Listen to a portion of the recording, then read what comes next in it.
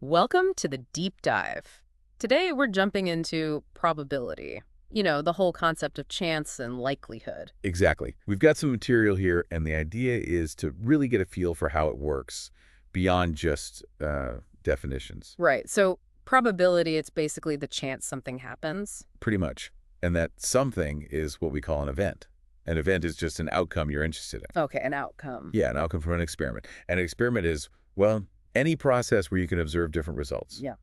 Could be anything. Like the example in the material of manufacturing unit, selecting 3 parts. Perfect example. You pick 3 parts. Each one is either defective, let's call it D, or non-defective, G for good. That's the experiment. Okay. And then the sample space is all the possible results you could get. You got it. Every single combination. So you could get GGG, GGD, GDG, TDG, DGG, all the way to DDD. 8 possibilities total in this case. GGG, GGG, DGG, GGG, DDG, DDG, DGD.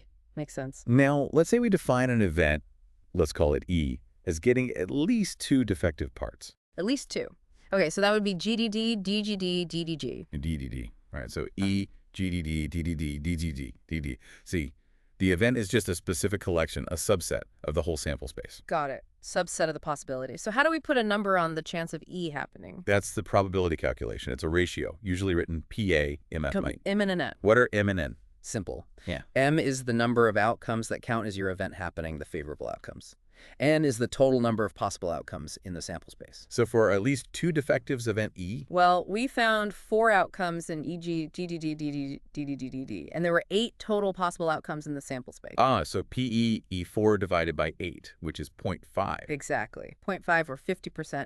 And notice probability is always a number between 0 and 1, inclusive. 0 meaning impossible, 1 meaning certain. Precisely. Think of it like a glass. 0% chance is an empty glass, impossible. 100% or 1 is a full glass, it's definitely happening.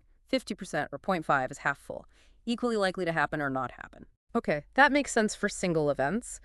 But what about relationships between events? The notes mention mutually exclusive events. Right. Mutually exclusive means they can't both happen at the very same time on the same trial or experiment. Like drawing one card from a deck. Yeah. It can be a king or it can be a queen. But that single card can't be both, right? If you draw a king, you haven't drawn a queen. Gotcha. One excludes the other. And what about independent events? Independent is different. The outcome of one event has absolutely no effect on the outcome of the other. Think flipping a coin twice. The first flip doesn't change the odds for the second flip. Exactly. They're independent. Now, these distinctions matter for calculating combined probabilities. Like the addition rule. For mutually exclusive events, say A and B, the probability of A or B happening is just PA plus PB. So for drawing a king or a queen from that deck. P-king is 4 out of 52. P-queen is also 4 out of 52, since they're mutually exclusive. You just add them. 452 plus 452 equals 852. Simple as that. P-king or queen equals 852. But what if they aren't mutually exclusive? Like drawing a king or our diamond. Good one. They can happen together, right? The king of diamonds. Ah, the overlap. Exactly. So the rule adjusts. PA or B plus PB minus PA and B. Yeah. You have to subtract the probability of the overlap so you don't count it twice. Okay, so P king is 452, P diamond is 1352. And P king and diamond, that's just the king of diamonds is 152. So it's 452 plus 1352, 152. That gives 1652. Perfect. That's the addition rule for non-mutually exclusive events. Makes sense. And quickly, there was also a multiplication rule. Yeah, for independent events. If you want the probability of A and B both happening and they're independent, you just multiply their individual probabilities, PA and B times PB. Okay. Now let's shift gears slightly to that survey data. 200 families, income, car buying. It mentions marginal probability. Right. This contingency table shows frequencies just counts of how many families fall into each category. Marginal probability is looking at the probability of just one characteristic, using the totals in the margins of the table. So the probability that any family in the survey is a buyer. You just look at the total number of buyers. The material says 80 and divide by the total number of families, 200. 80 divided by 200, that's 0.40. So P buyer equal 0.40. That's a marginal probability. Yeah. Now, what about the probability of being a buyer and having an income of $20 or more? Okay, now we need the specific cell in the table. Looks like 42 families fit both criteria. Right. So P buyer and E income equals $20 is that number.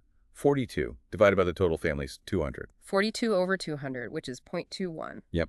And that last one mentioned P buyer income, $20, gay. That vertical line. What does that mean again? It means given that, this is conditional probability we're asking, Mm. given that a family has an income of $20 or more, what is the probability they are a buyer? So we're not looking at all 200 families anymore. Exactly. We're restricting our focus only to those families with income equal $20. How many were there total in that income group? The table total for $20 K income is 80 families. Right. And within that group of 80, how many were buyers? That was 42. So the conditional probability, P buyer income equals $20 Ks, is 42 divided by 80. Which comes out to 0.525. Okay, conditional probability. Focusing the lens. You got it. It changes the denominator, the total possible outcomes you're considering. So, wrapping this up, probability isn't just theoretical math.